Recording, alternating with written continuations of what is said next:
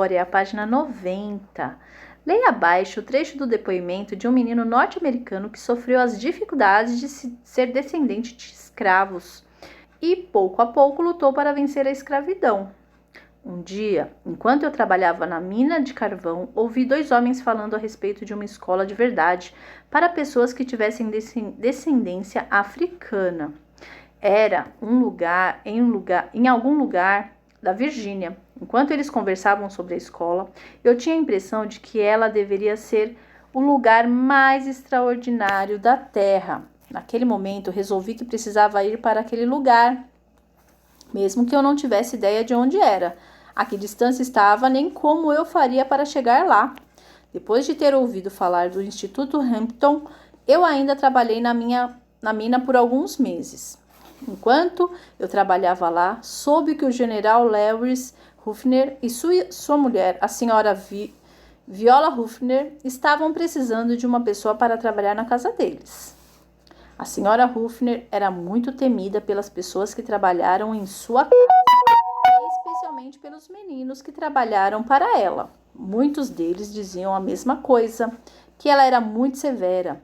Eu, no entanto, achei que deveria tentar fazer o trabalho e me candidatei à vaga. Fui contratado para receber um salário de $5 por mês. Eu tinha ouvido tantas pessoas falarem da severidade da senhora Ruffner que quando fui vê-la tinha tanto medo dela que cheguei a tremer. Entretanto, depois de poucas semanas de convívio, passei a entendê-la. Eu entendi que, acima de tudo, ela queria tudo ao redor dela limpo e queria que todas as atividades da casa fossem realizadas com eficiência e método.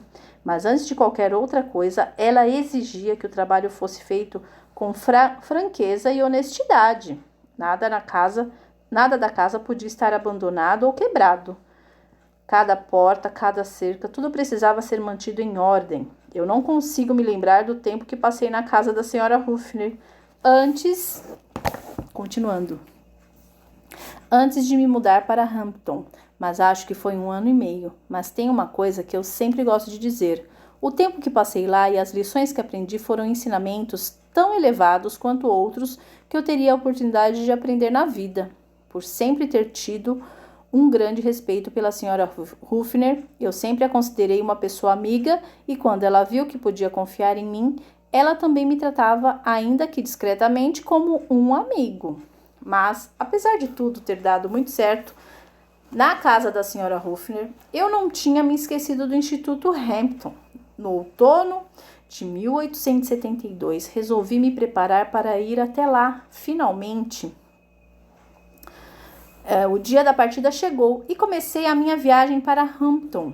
Tudo o que eu tinha era uma pequena sacola barata de roupas que carregava as poucas peças de vestimentas que eu possuía. A distância entre Malden e Hampton era grande e a viagem foi muito difícil. Assim que coloquei os pés no Instituto Hampton, eu me apresentei para a diretora do lugar para me inscrever nos cursos. Tendo passado os vários dias da viagem sem me alimentar direito, sem tomar banho e sem trocar de roupa, eu certamente não estava causando uma boa impressão. Eu podia vê-la pensando seriamente se seria sábio aceitar uma pessoa como eu naquela escola. O tempo passou e a diretora disse para mim: o anfiteatro precisa de uma limpeza. Pegue a vassoura e o balde e limpe-o. Vamos para a página 92. Na hora, passou-me pela cabeça que aquela poderia ser minha grande chance. Nunca eu havia recebido uma ordem com mais alegria. Eu sabia que eu poderia limpar aquela sala, porque a senhora Ruffner tinha me ensinado tudo o que uma pessoa tinha de saber sobre a limpeza quando morei com ela. Depois que limpei tudo com o maior cuidado e várias vezes, fui até a diretora e a informei de que tinha terminado a minha tarefa. Ela era uma mulher como a senhora Ruffner, que sabia onde procurar a sujeira. Ela entrou na sala e examinou o chão e os armários. Depois pegou um lenço de mão e o passou sobre a madeira entalhada nas paredes, sobre as mesas e sobre os bancos. Quando concluiu que era impossível achar qualquer sujeira na sala, ela calmamente disse: "Parece-me que você vai estudar nessa escola, afinal de contas. Eu era a pessoa mais feliz sobre a face da terra. Quando comecei a estudar em Hampton, Eu nunca tinha dormido em uma cama que estivesse 2 lençóis.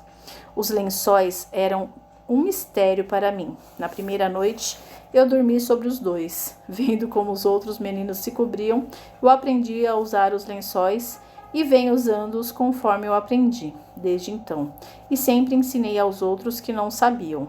Eu era um dos mais novos estudantes de Hampton naquele tempo. A maioria dos estudantes eram já homens ou mulheres. Alguns deles já tinham até 40 anos de idade. Olha que história bonita. Você sabia? A história de Booker Washington é verdadeira. Ele foi um importante educador afrodescendente dos Estados Unidos. Trabalhava na mina desde os 8 anos de idade e começou a estudar no Instituto Hampton aos 16 anos. Ele contou sua história em um livro chamado Up From Slavery, que quer dizer saindo da escravidão. Olha a foto dele aí ao lado.